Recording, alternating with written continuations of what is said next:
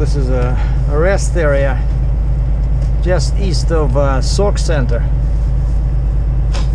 I started this morning from Black River Falls. It was -3, 28F, and then as I started, there's like very light snow overnight, very nice weather. Got full tanks of fuel over there, 286 a gallon premium winterized diesel. And then I started driving, the weather became worse and worse, and then I wanted to show Minneapolis, but my GoPro was not charged, so now I charge it. There were accidents. What's funny is that I saw maybe 15, 16 accidents in Minneapolis itself, and only one, well, actually only one was on my side, but that's already in Rogers.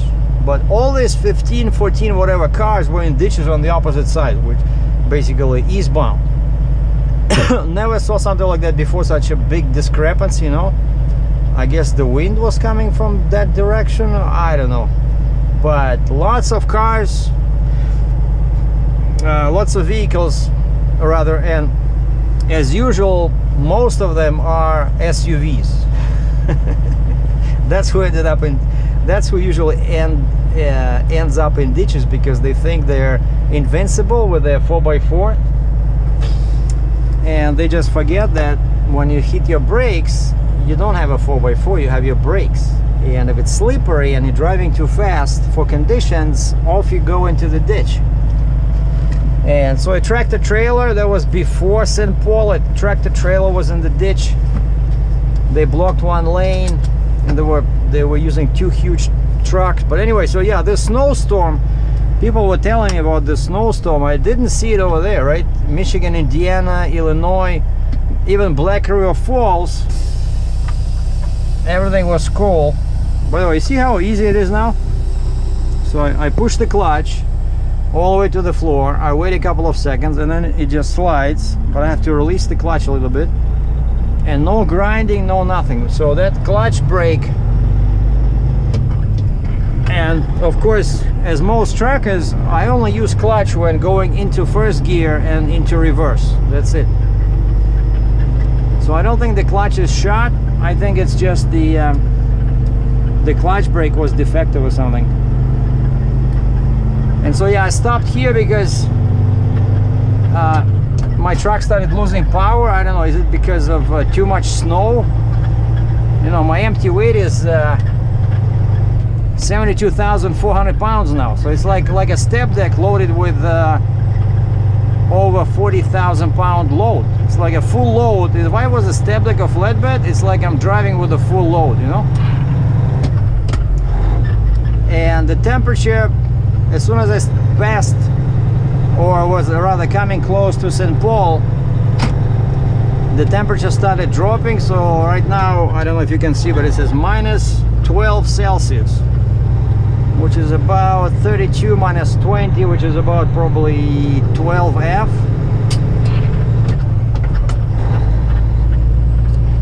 And so I stopped here. I figured, I know I have good fuel. The fuel filter restriction is perfect. Air filter is perfect. So I stopped and I drained probably like 2 gallons, no wait, 2 pints, almost a liter from the water separator, just to be on the safe side. But I noticed that this Cummins really does not like cold weather. Actually, Caterpillar was the same way, but I know that this water separator thing helps a lot. As soon as you have water, even though I don't have any messages, you know, like I don't see fuel restriction, but you know, technically they say you're supposed to drain it every night, but I don't think anybody does that like that. That's like too crazy. But once in a while, I think it really helps. And I spent the night yesterday. I fueled up full tanks, and like I said, it was only -3, just below freezing. So I don't think I got any condensation over there. And before I fueled up, I was probably at 50% fuel. So I wasn't getting fuel from the bottom of the tank or anything like that. So yeah, in winter, I now try not to bring the level too low, because then you start sucking all this bad stuff.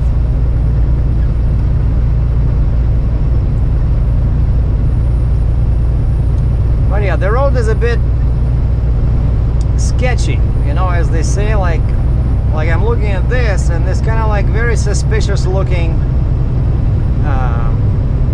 pavement. So I don't know, is it ice?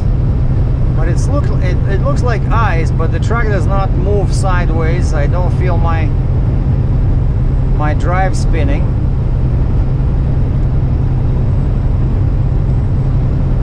But it's dangerous. Oh, and I passed the sign. You see how this guy goes very, very slow.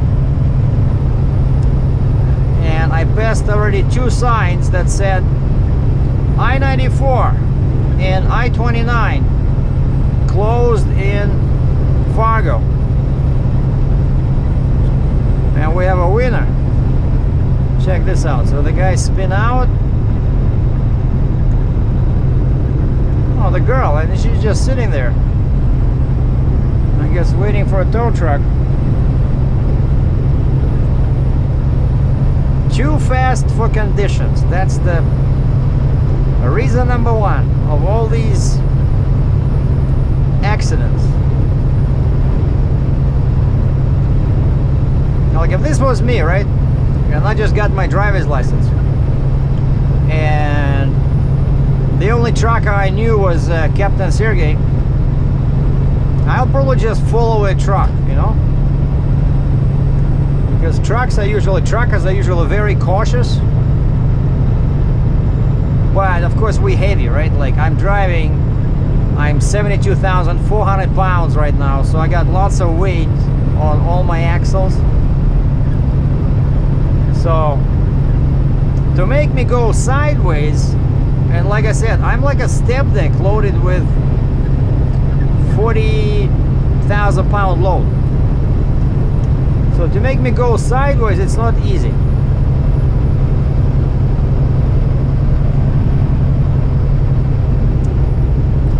And Google Maps shows everything, the color, like traffic, all amber, yellow, slow traffic.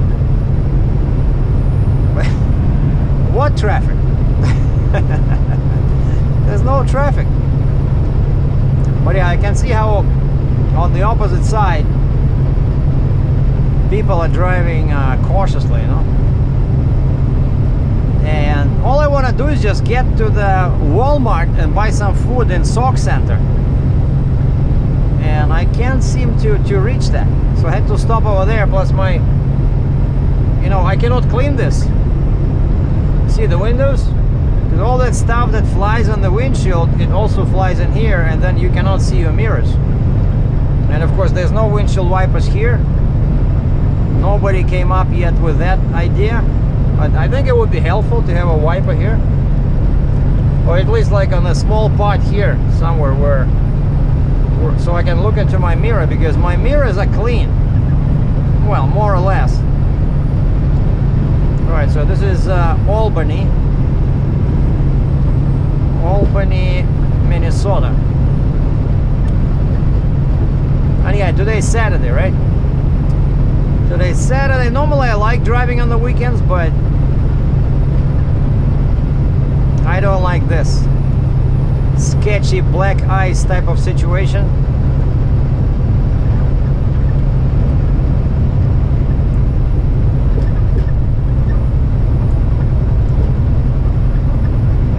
So I've been driving and talked to a couple of guys like experienced with Stingers and Jeeps. And one of them that works for a Canadian company, he's doing a move from Peoria, Illinois to the same dealer where I'm loading in Calgary. And he offered to help me because this is going to be my first time hooking up everything, you know, the Jeep, the Stinger. I don't want to make any mistakes, especially on this kind of weather. And so I wanted to load Tuesday, because I'll be in Fargo tonight, right? But that's why I'm not rushing. I'm going very slow, first of all, because of bad weather. Like, I knew about this storm northwest, and so I'm going slow. Oh, and the temperature in Calgary is like minus 25 right now, but next Monday it's gonna be 37 plus 4. Like, on a true story. So it's gonna be above 0, and so no reason to be there. And plus they don't load on the weekend, right? So I'm gonna be there. I thought, like, no, Monday it's too soon, I'm too far. So I thought Tuesday, but then I'm talking to this guy, the experienced multi-axle guy, and he says he plans to be there Wednesday. So if I wait for him, he'll be happy to you know, give me a couple of pointers. And so that's basically, you know, free education. It's kind of like, I always tell my brother, never say no when somebody offers you money. So always takes money, always take money. So if I offer him money, he always takes it. Like, I send him you know, like money, like for a birthday or some kind of a gift. He never says no, so I taught him well. And another situation where you're not supposed to say no, of course, is free education, right? This kind gentleman who has, like, I don't know, 30-40 years of experience with beam trailers, Jeeps, Stingers, 70 ton, 75 ton, you know, you cannot pass on an offer like this. And I met him, actually, I met this guy through YouTube. He's watching my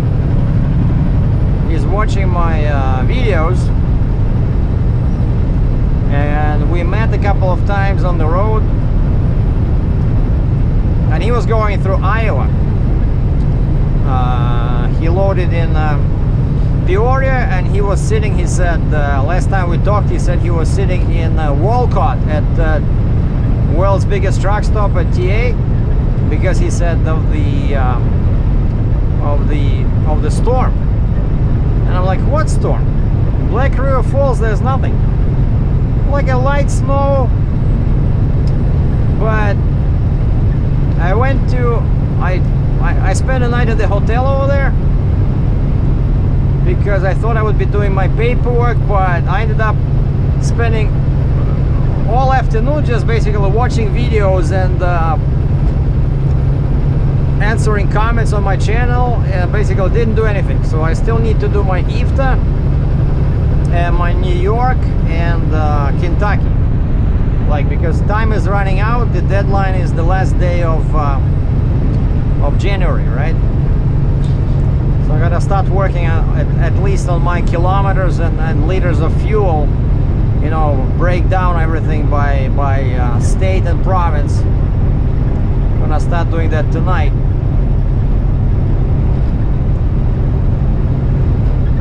But for now, yeah, that's, I want to get out of here.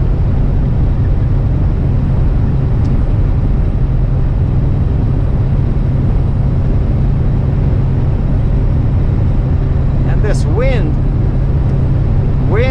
does not help a bit, you know, because it pushes you. Even I don't have a van trailer, right? I don't have any sides, and still the wind is so strong, it just pushes me. Because of my sleeper, it pushes into the truck. I think it's ice, you know, over here. Like, that lane is better, it looks like black, but this one, it looks like, you know, icy. But the truck drives okay. But I turned off, you know, weather like this, you're not supposed to use the cruise control because your wheels can spin out.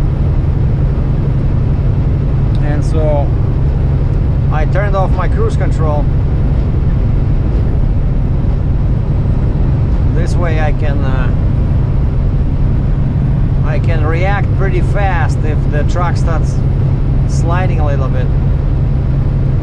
But you know, we're doing what? A very conservative 92 kilometers per hour, so it's 56, 57 miles per hour.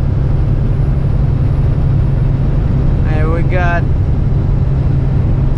22 kilometers to go to my exit, which is what? 14 miles, 15 miles?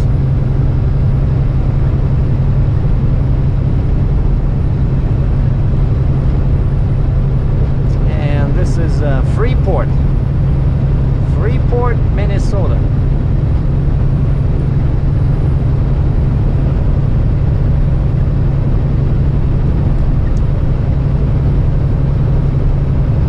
And a road like this, yeah, you don't want to make any sudden movements with your steering wheel. You don't want to make any sudden accelerations. You don't want to change lanes too often, right?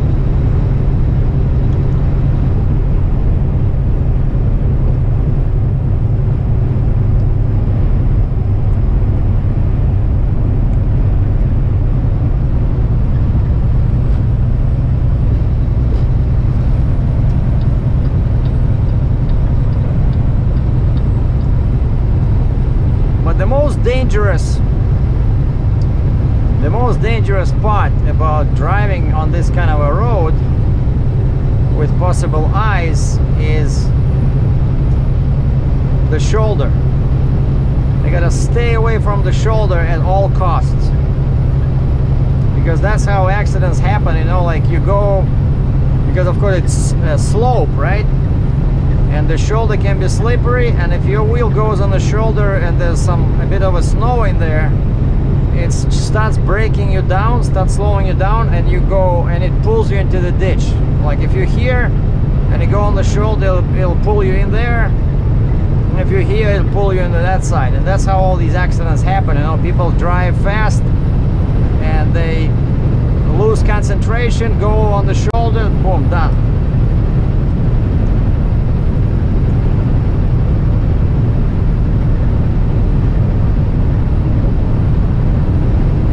This lane better. By the way, I was driving and looking at these high power lines over here, and I remember how 3-4 years ago they were installing them, and of course they used cranes to lift up the whole thing, but then they used helicopters or choppers in Army speak to lift the workers up there and hook up all these connectors and stuff like that. Like a small chopper, you know, I was driving and the small chopper would just hover above this thing, and workers would be down, strapped down, you know, in the harness. That was quite something. I never saw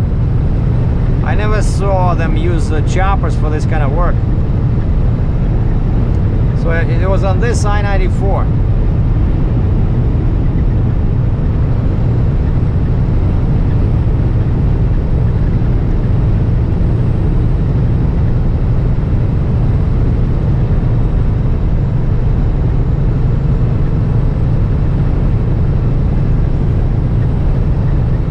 All right, 10 miles, 17 kilometers, 16. Walmart, I'm coming. Hold on.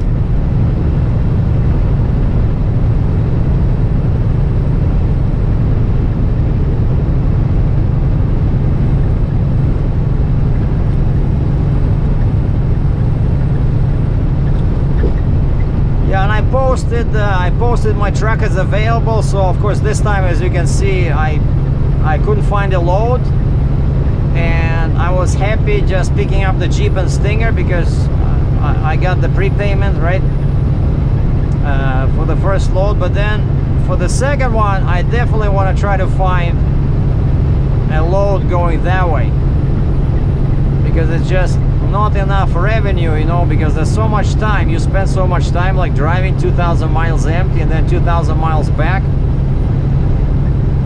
I need the influx of cash.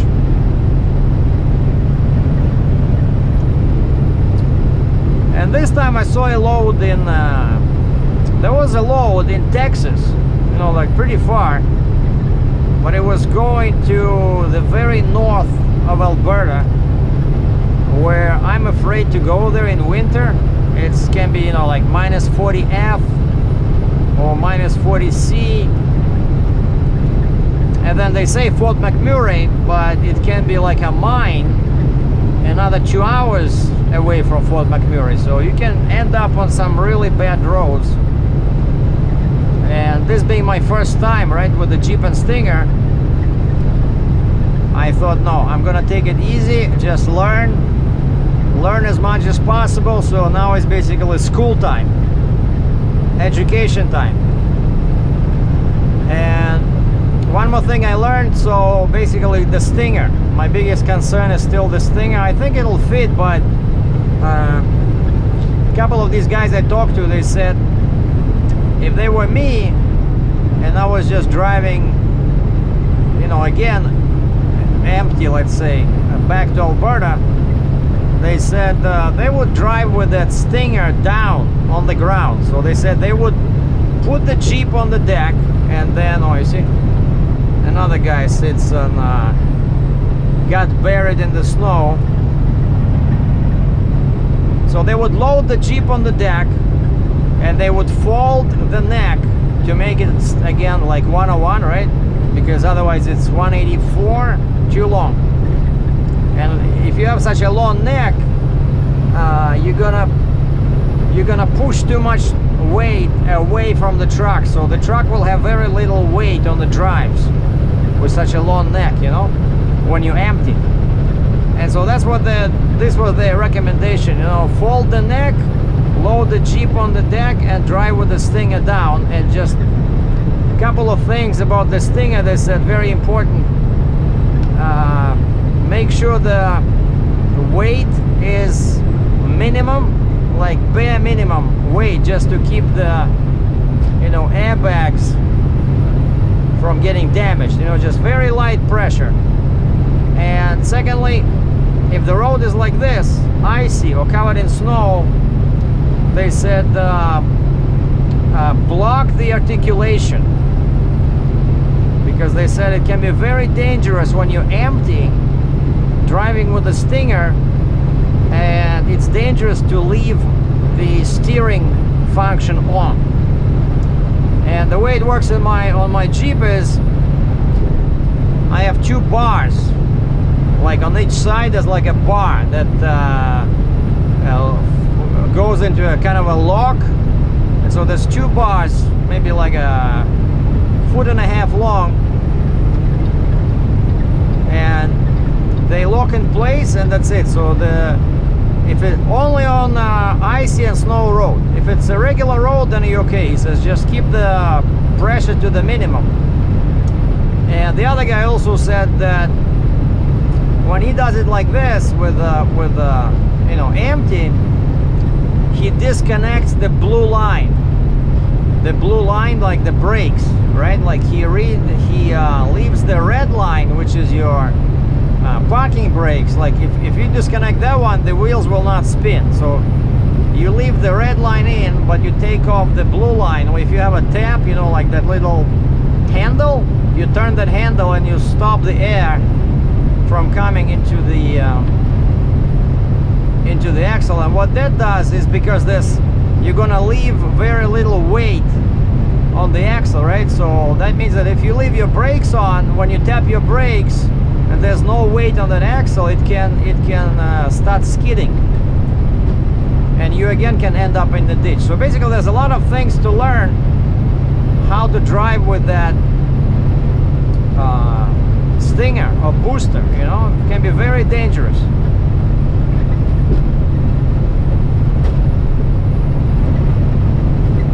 And so that's kind of like stuff I'm thinking about as I'm driving, and I'm thinking about this because for me it's difficult, you know, like since I never did this before, right? So we kind of, you know, learning together. But I did pull tandem Jeep once, if you remember, with the red trailer, when I was moving a Taylor forklift from, I forgot, Louisiana, Mississippi, something. It was going to Quebec, and I did not realize that they had the frost restrictions, and they would not allow me to drive on my 8 axles. They wanted a Jeep, and so I borrowed a Jeep from a local crane company, and they reloaded that forklift on their trailer, which was perfect for Quebec. So yeah, I do have like some minor experience with that, with the Jeep, right? It was a trip from Cambridge to Quebec and then empty back, but they loaded the Jeep on the deck. Kind of like what I have now.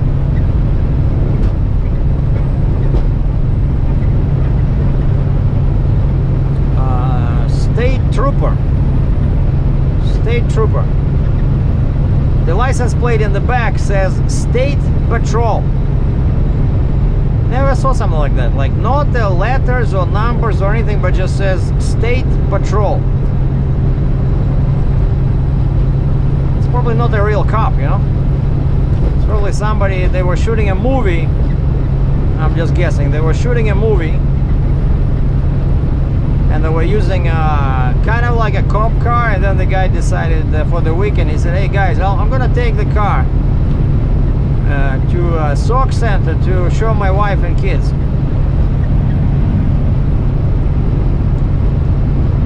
But check this out. Check out how much faster the cop drives in his SUV. And cops, of course, are very experienced drivers.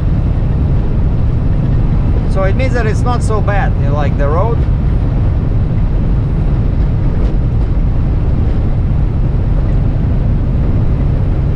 All right, 3.8 kilometers, come on. And Google Maps keeps showing everything in amber. Slow traffic, slow traffic. Like there's a cop is ahead of me, almost gone behind the hill, and there's one guy behind me. What traffic? Google, stop sleeping on the job, you know, give us real.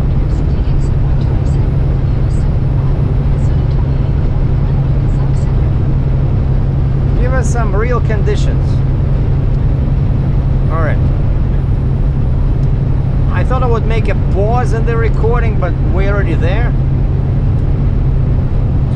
So you guys are with me, right? Are you falling asleep? No?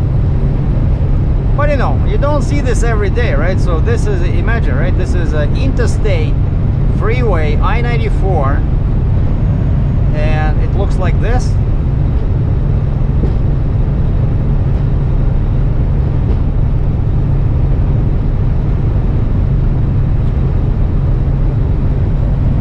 Now this guy, the guy who was behind me decided to pass me,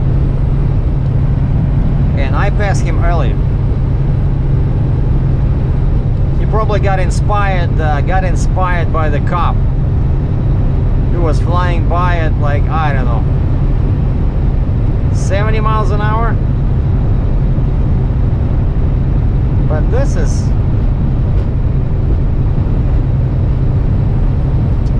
I think it's all ice. I don't know. Well, I see my exit.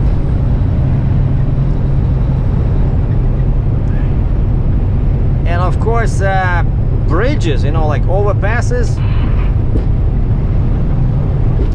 I usually, if you have ice, that's where it'll be. Ice will be on the overpass because there's a overpass or bridge. Because there's air, you know, wind, and then there's water.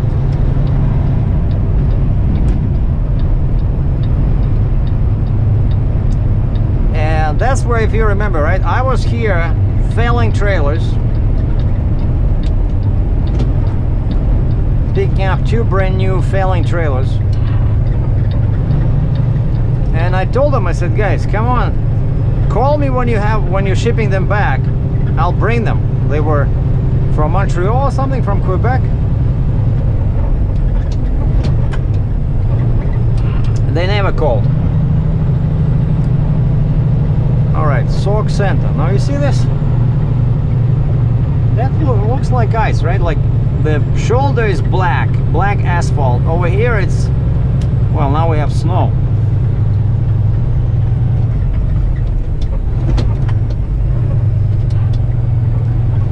And the town is half dead.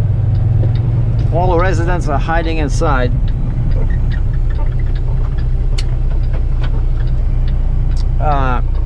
Binge watching videos on my channel.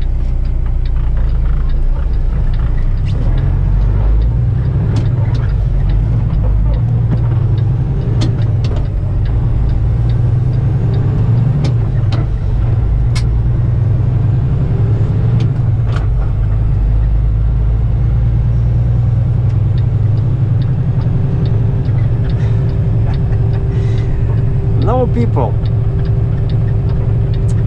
And I always say, you know, that's a big difference between Russia and Canada or US, is that nobody walks. Like especially a small town like this.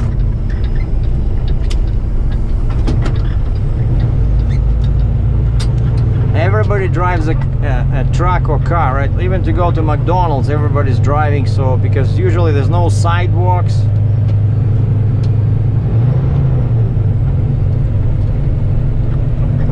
And I've seen lots of snow. So I made it.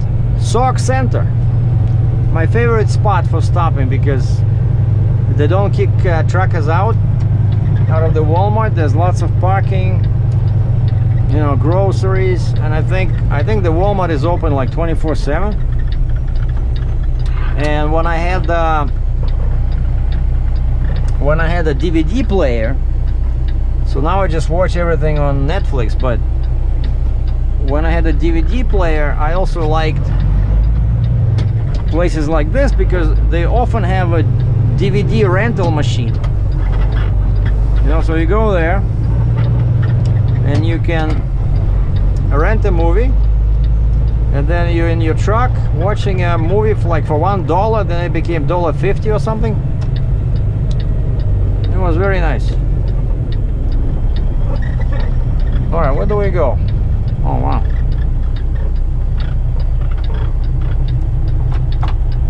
Come on guys, let's go.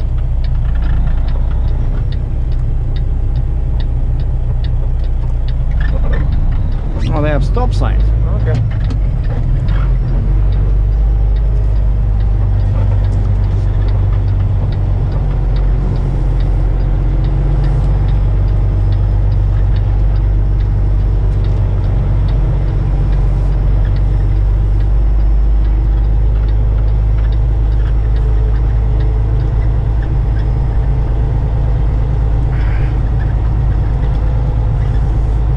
Usually it's nice when you have a space in there. Oh, actually there is a space.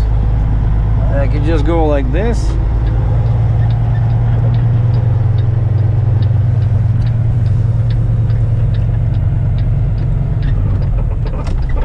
Well, we're gonna let these guys go. There's 2 guys behind me.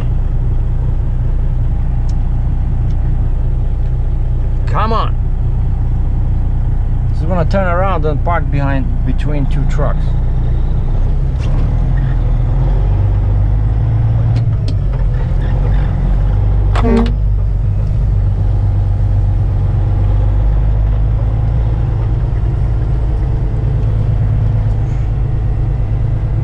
Now we have to go like this, very wide. Oh, wait a second. There's a space in there. Beautiful. I wanted to go there, but that's a bit tight, so instead we're gonna go here.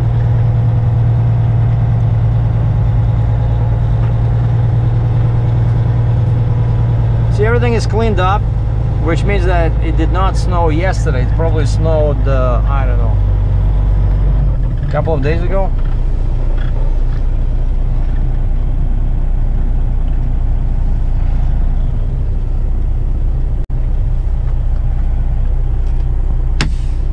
All right.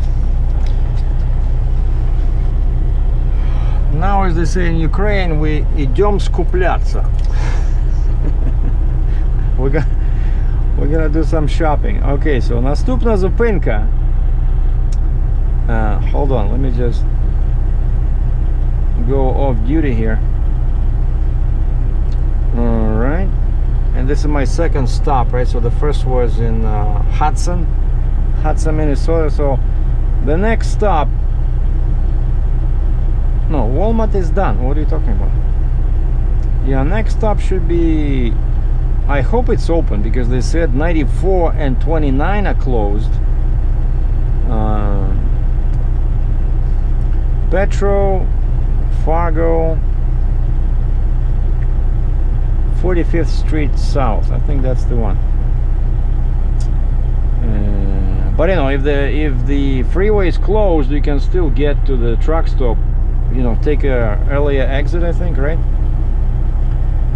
But I always like doing it like this, like a couple of hours, you know, 120 miles. So you see, this is 212 kilometers from here to Petro in Fargo, which is like 125 miles, which is perfect.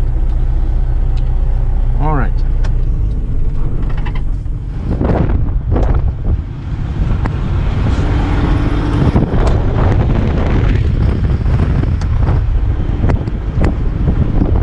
Now check this out.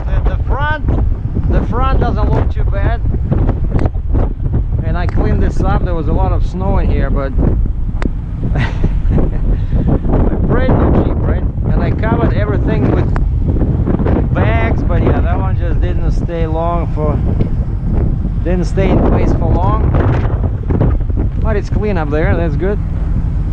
But yeah, over here everything just looks nasty, you know, like especially the Jeep, I mean the Stinger, because I don't have any fenders in here. Actually, I saw some guys in Ontario, they install rubber fenders, but I need this space, like this scraper truck right now. Well, I'll be loading. The scraper truck will just go like this, and I don't remember, is it gonna stop here or there? No, I think it's gonna be here somewhere. But yeah, you see, I had to add the chains. Like originally I had one chain in here going all across through 2 D-rings and 2 binders, and I had 2 chains in here. And because this axle moves, the thing was, I saw the timbers started moving, these timbers over here. So I added a strap, they kept moving. I had to grab a hammer and straighten them, and then finally I lost patience, so I had to add a chain like this. Just there's no hooks, I just had to grab it like that at the frame, like one short chain on each side. And only when I did this thing has stopped moving.